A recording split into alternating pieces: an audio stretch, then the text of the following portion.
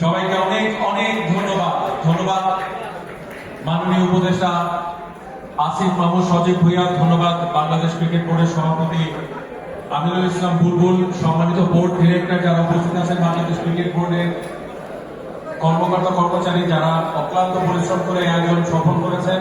Signing off from Bangladesh cricket conference 2025।